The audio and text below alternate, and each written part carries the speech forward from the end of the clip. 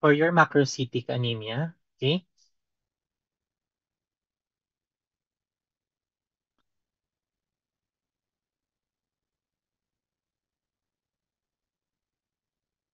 Okay. So the diseases that manifest with macrocytic anemia, so usually, or macrocytic cells are your vitamin B12 deficiency, folic acid or vitamin B9 deficiency, pernicious anemia, myelodysplastic syndrome, acute erythroid leukemia, congenital dyserythropoietic anemia, and reverse transcriptase inhibitors. So yan yung pwedeng mag-manifest. Okay. So this is again a deflection on how you will differentiate your macrocytic anemia. So again, your MCV must be more than 100 femtoliter, and that is your megaloblastic characteristic to be checked, such as your ovalomacrocytes, okay, hypersegmented neutrophils, and even pancytopenia. Kung lahat yan ay present, you proceed. Pag hindi, okay, usually this is due to normal newborn, reticulocytosis, liver disease, alcoholism, or even bone marrow failure. Pero kung yes, pasok sa criteria natin, okay, they could be evaluated furthermore with your folic acid and vitamin B12 levels. So pagka vitamin B12 deficiency, they could be in inadequate intake, okay, or increased need, okay, or even impaired absorption. So inability to split your vitamin B12 from food or from haptocoprine, okay, lacking intrinsic factors such as in your pernicious anemia, okay, Helicobacter pylori infection, gastrectomy, okay, hereditary intrinsic factor deficiency, and even general malabsorption. O kaya naman, possible inherited errors of metabolism, transport and absorption, and competition with vitamin B12, such as in your dilatum infection and blind loop syndrome. So pag folic acid naman, usually almost same with your vitamin B12 deficiency. And pag no deficiency, doon na natin marurule out or marurule in sila myelodysplastic syndrome, acute erythroid leukemia, congenital dyserythropoietic anemia, and reverse transcriptase inhibitors. So again, your anemia could be seen, okay, with this one. And nandito na tayo sa high MCV, MCH. So in definition, your macrocytic anemia has an increased erythrocyte mean corpuscular volume or MCV and can be observed in a small number of patients in absence of megaloblastic anemia or unexplained abnormality. So again, no, pagka mataas or mataas sa normal yung MCV natin, the usual size of your mature RBC is larger than the normal size. Kaya nga macrocytic. Okay?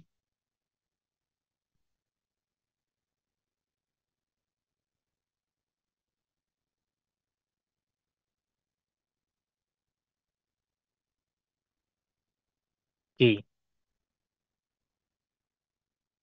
So examples of non-megaloblastic anemia na macrocytic anemia, yeah, alcoholism or other liver diseases, okay, myelodysplastic syndrome, anemia associated with accelerated erythropoiesis such as your hemolytic anemia and post-hemorrhagic anemia, and other forms of anemia such as your myelopathic, aplastic, acquired, hereditary, and diamond blackfan anemia. So for others, you could also have hypothyroidism, reticulocytosis, and even spurious macrocytosis, such as in your paraproteinemia and inflammation. So unahin natin si megaloblastic. So for megaloblastic anemia, you could have impaired DNA synthesis that leads to large abnormal cells. Okay, so ano problema natin with the megaloblastic? The DNA synthesis. And during the DNA synthesis, you need various components such as your vitamin B12 and folic acid. So, yan. Folic acid and vitamin B12 deficiency due to okay, poor dietary intake. So, hindi ka nakakuha ng enough folic acid and vitamin B12. Okay? Ano pa? Increase in need. You are pregnant. Okay? Or adolescent. Okay? Ano pang pwede? Impaired absorption and use. So, excessive so hindi naman nako-convert yung vitamin B12 mo or hindi na split into usable vitamin B12 or excessive loss during parasitic infection. Okay? Increase intake yan ng dilatum. Then the physical examination, usually you could manifest with generalized anemia symptoms, okay, glostitis, gastrointestinal symptoms, specifically if you do have parasitic infection, okay, with dilatum. And the vitamin B12 deficiency may result in neurological symptoms. So again, your cobalamin is essential for neurological processes. Okay? So this is a pathway of your DNA synthesis. So para makita natin kung saan dyan nangyayari yung vitamin B12 or megaloblastic anemia. So, so here in your cytoplasm or in your plasma, this is the converted form of your um, vitamin B, vitamin B12, your methyl tetrahydrofolate. So your metatetrahydrofolate, okay, is essential, okay, in forming your DNA. So yan. So si 5-methyl tetrahydrofolate coming from your plasma will enter your cytoplasm. Okay? Then si 5-methyl tetrahydrofolate will need to be converted into tetrahydrofolate, okay, with the use of your homocysteine. Okay? So si homocysteine will be converted into methionine first with the help of your vitamin B12 in methylcobalamin form. So if hindi siya in methylcobalamin, walang silbi si cobalamin mo. Okay? Or si vitamin B12. So you need methionine. So yung methionine mo will convert, okay, your 5-methyl tetrahydrofolate into tetrahydrofolate. So yan yung unang essential part ng vitamin B12. Okay, next. Your tetrahydrofolate will be converted into 5,10 methylene tetrahydrofolate with the help of your vitamin B6. Okay? Serine hydromethyl and your vitamin B6 converting your serine into glycine. Okay? So yan. After nyan, your 5,10 methyl tetrahydrofolate will help, okay, in converting your dump or your deoxyuridine monophosphate, okay, into di deoxythymidine monophosphate. Okay?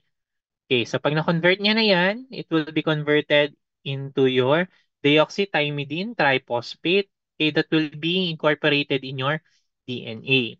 So again, dito, on the site of this, you need also your folic acid in order for your vitamin B12 to initiate this transformation. Okay? So yan. So ito naman yung absorption. Kung paano na-absorb. Parang may kulang ako dito. Okay.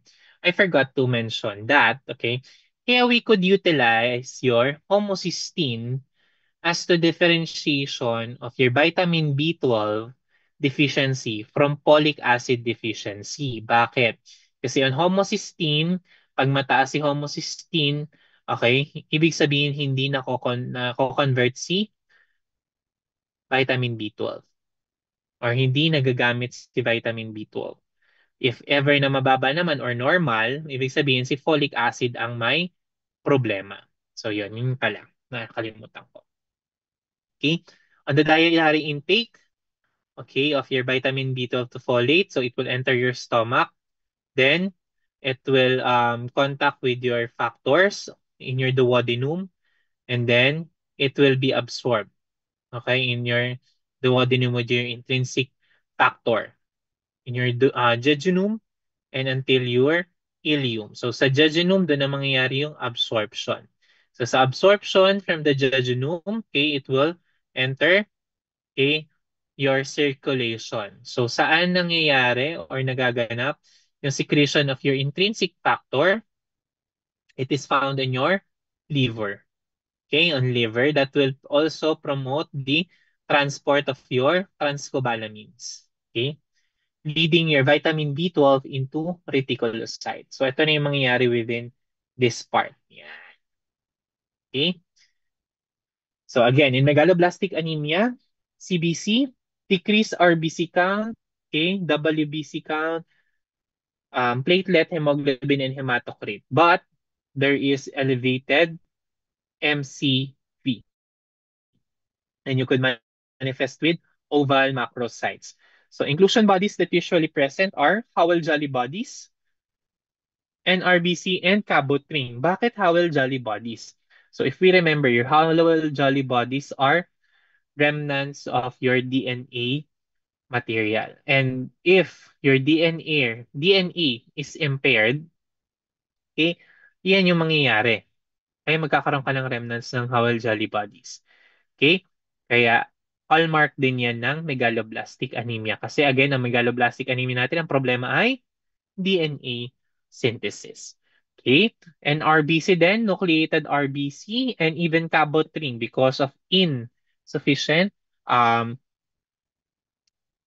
DNA synthesis leading to impaired division or maturation of your RBCs. Okay. Neutrophil may appear hypersegmented. Isa pang hallmark of your megaloblastic anemia. For your bone marrow, may be used to confirm presence of megaloblastic anemia. Okay? Megaloblastic changes are apparent, so such as your nucleocytoplasm, and you have also hypercellularity with increased abnormal RBC precursor.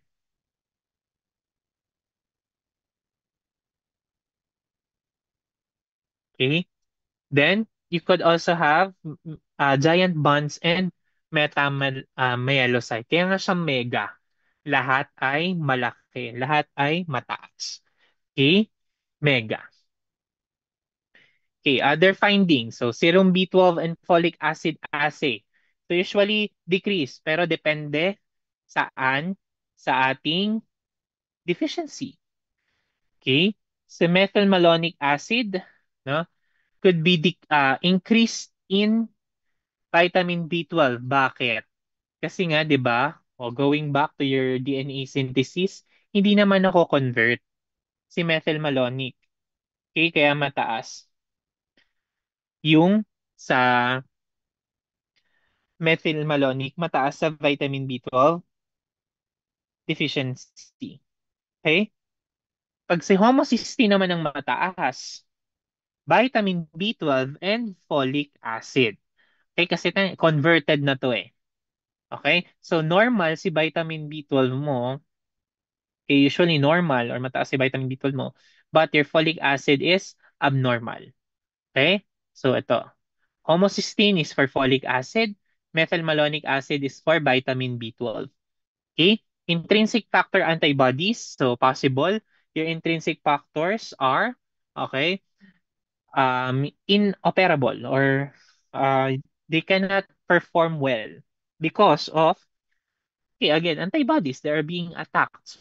So again, your intrinsic factor are important in absorption of your vitamin B12. Okay?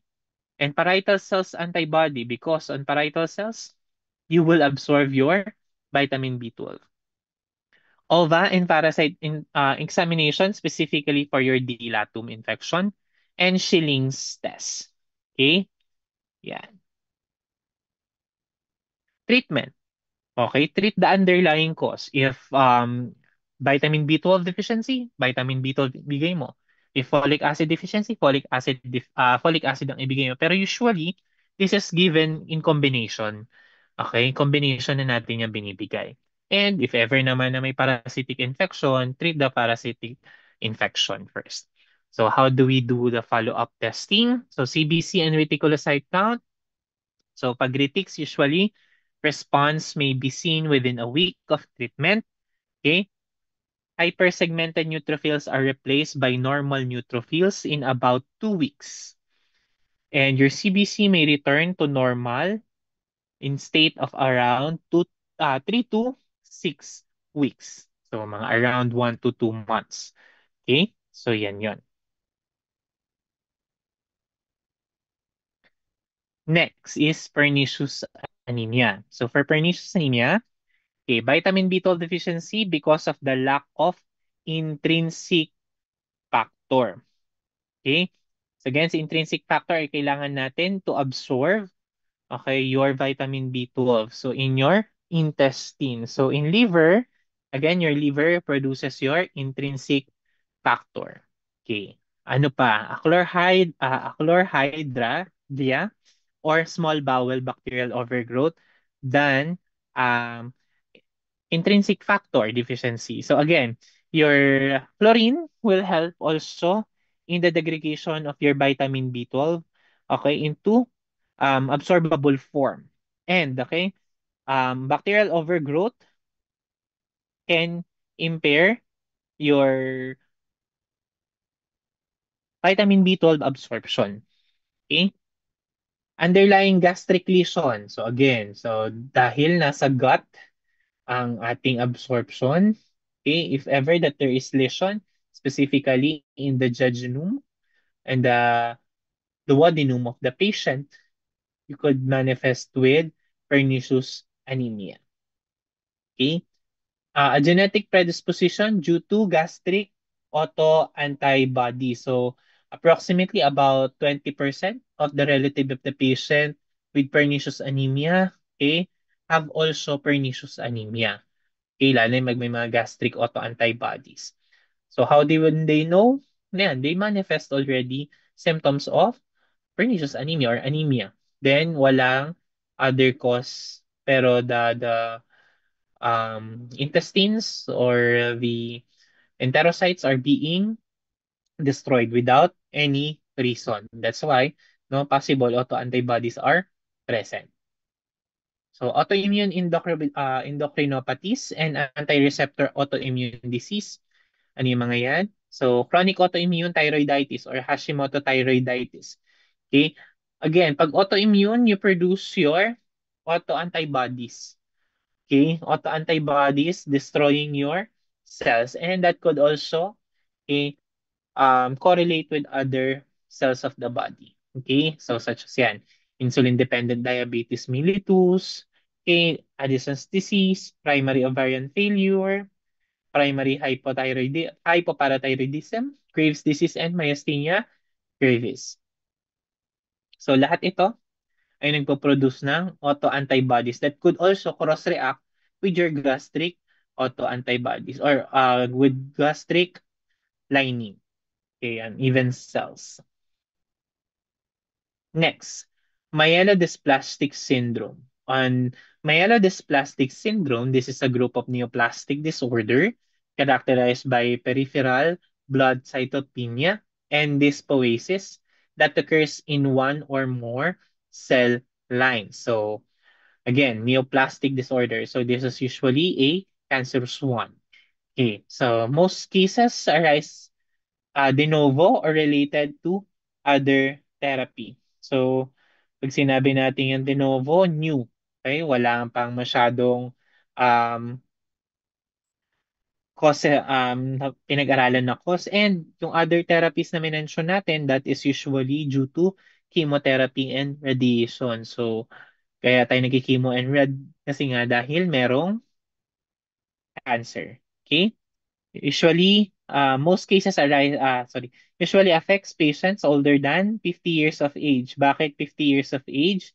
Kasi these are the patients that usually manifest with cancer. Okay? And the diagnostic age is usually 70 years old. Okay. Bakit 70 years old yung diagnostic stage? Kasi pag chronic na, tsaka lang malalaman. Okay? Clinical symptoms. So, clinical symptoms parallel to dyspoetics lineage. So, for RBC, ang problem natin, anemia. And platelets could also be the problem with your myelodysplastic syndrome, could manifest with easy bruising and bleeding. Okay? And granulocytes can increase infection due to impaired function of your granulocytes or even decreased number of your granulocytes or WBC. So in CBC, cytopenias may occur in one or more cell lines, okay? And dysplasia may be present, okay? And and um, in the bone marrow, cells presence are dyspoetic. So many abnormalities coming from DI, okay, granulation, cytoplasmic problem. So dyspoetic, disorganized ang maturation and development. Okay? So the examples of this poetic cell appearance, so this erythropoiesis, so you could manifest with oval macrocytes, okay, multinucleate nucleated RBC, nuclear bridging, and other abnormal nuclear shape. So inclusion bodies could also be manifested, such as the Howell-Jolly bodies, because of your impaired DNA synthesis, and siderotic granules due to impaired K utilization of your iron stores, and basophilic stippling. Okay? Then this myelopoiesis. Okay? This is an abnormal granulation. Okay? Lacking granules. Okay? Pwedeng walang granules. Pag sa myelocytes or sa ating um, WBCs, pwedeng decrease naman ang granules or malalaki yung granules, and usually the large granules are functionally abnormal. And okay, the NC asynchrony, okay, abnormal nuclear shape, and even multinucleated RBC. Okay, disorganized nga siya lahat. Okay? Then in this megakaryopoiesis, giant platelets are present, granular platelets, and circulating micromegakaryocytes, unusual, with usually unusual nuclei. And again, no, your thrombocytes is same with your RBC. They are unnucleated cells. So kung meron siyang nucleus, usually hindi siya magpa-function ng normal. Okay. Next, laboratory testing for myelodysplastic syndrome. So you could do chromosomal abnormalities are present in your half of the cases, specifically on chromosome 5, 7, 8, 11, 13, and even in 20. Okay, so karyotyping can help determine treatment and their predicted response. So kung ma-identify kung saan gene ka may problem, possible na ma-identify din kung saan yung anong kailangan treatment. Okay?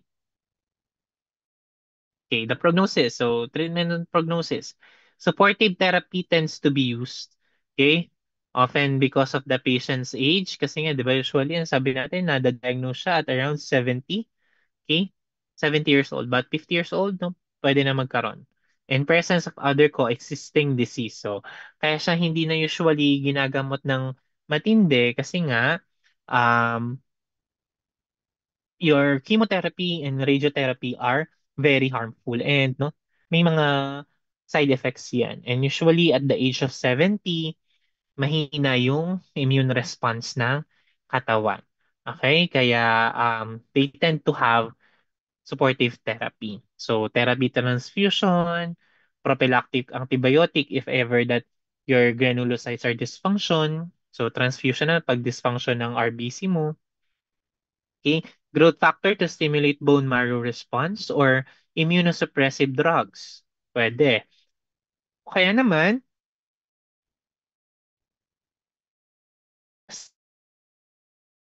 years of age, pwede pang mag-stem cell transplant. Pero again, syempre, this is usually pricey.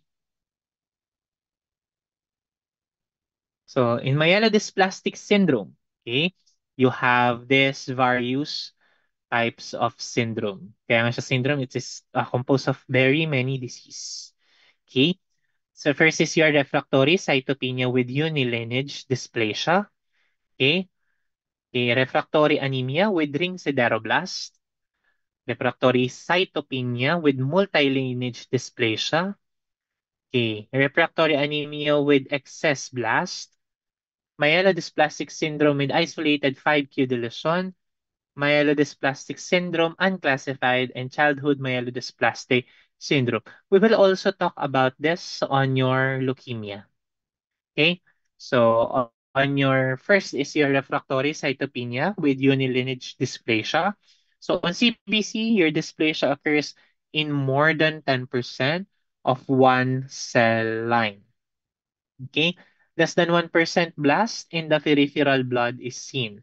So medyo um, kulang ang cells mo dito. Okay?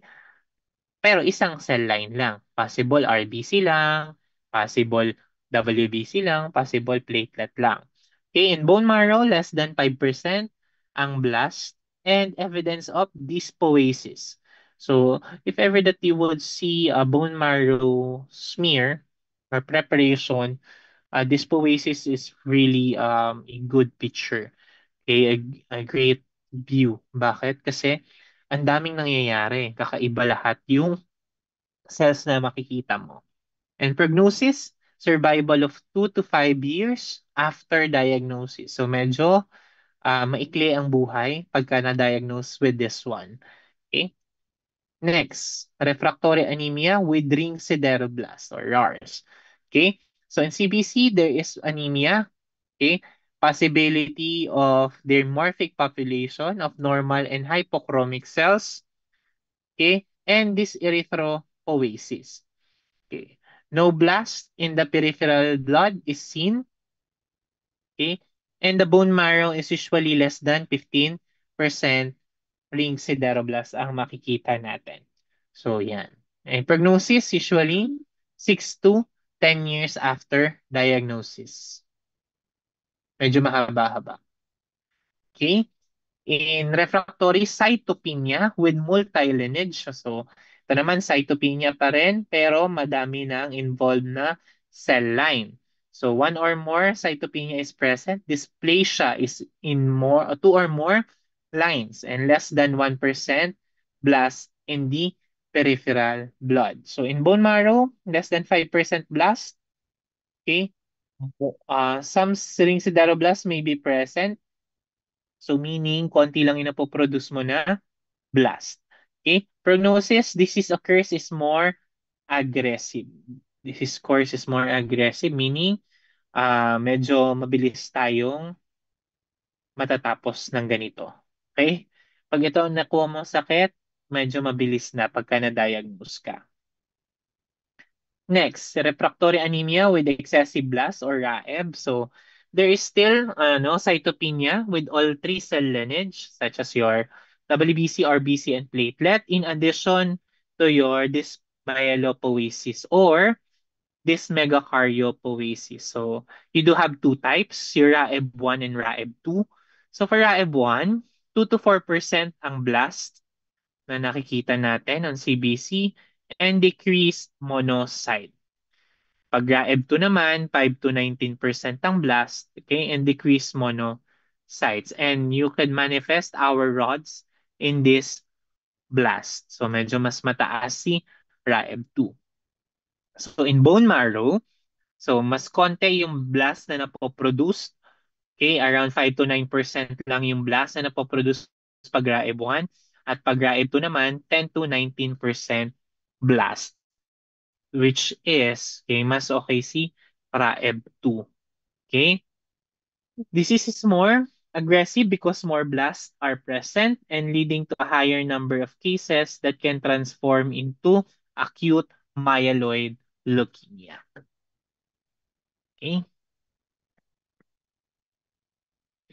Next, myelodysplastic syndrome with isolated 5q deletion or your 5q syndrome. So on CBC, there would be refractory anemia and other parameters which are relatively normal. So bone marrow, less than 5% blast, and abnormal megakaryocyte and erythroid hyperplasia are present. Other testing, you could see okay, mutation in your 5q, such as in deletion, okay, on cytogenetics, and prognosis. Disease is more aggressive because more blasts are present, leading to yan, possible transformation into AML.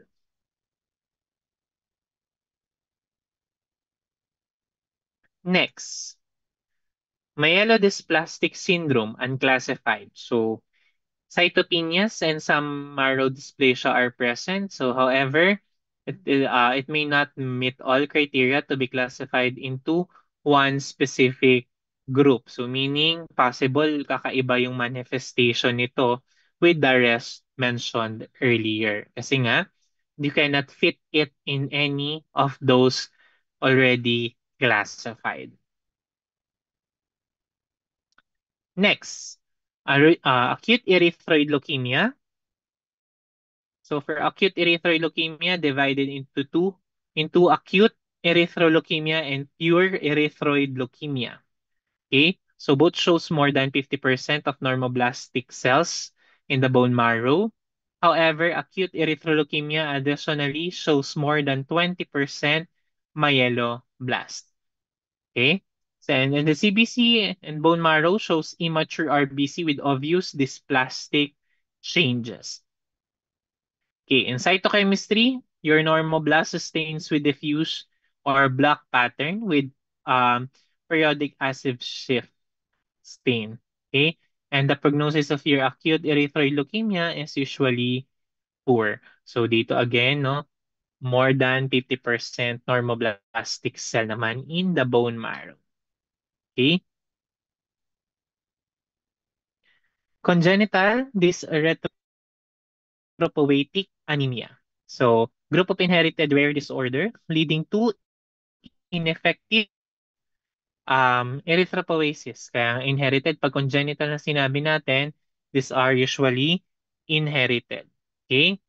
Patients have varying degrees of refractory anemia and symptoms resulting from the ineffective erythropoiesis in addition to variable physical effect. So, anong meron dito? Usually, okay, combination of diseases pa rin tayo, okay, with refractory anemia and okay, even other diseases involved, such as your ineffective erythropoiesis. Okay, mutation are usually autosomal recessive. Okay, however, rare cases with autosomal dominant. And symptoms usually appear in childhood or adolescent. Bakit? Kasi nga, since this is congenital or inherited, mas mabilis na nagmamanifest during childhood. Okay. Next is reverse transcriptase inhibitors. Okay, medication for retroviruses that can interfere with DNA synthesis. Okay, so usually, ito yung mga gamot natin for reverse transcriptase such as HIV, mga retroviruses natin, HTLV, yan. Yung abacavir, efavirenz, lamivudine, okay, rilpivirine, okay, etravirine, stavudine, and your delavirine, didonosin, cydovuvidine, okay, entecavir, tenofovir, salsitavine, and adenofovir, and your M3citabine. So, anong meron dito? So, since they are reverse transcriptase inhibitors, so your DNA synthesis will be impaired. Okay, so yun yung magiging problem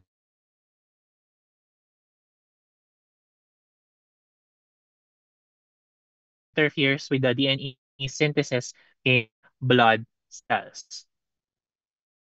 So, that's all muna.